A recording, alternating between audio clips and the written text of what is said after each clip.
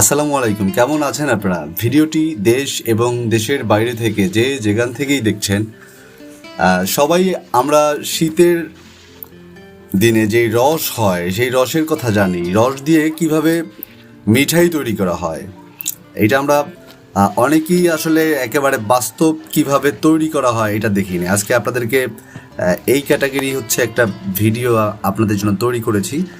তো দেখতে থাকুন কিভাবে আসলে রস দিয়ে রসের যে গুড়টা সেই গুড়টা তৈরি করা হয়।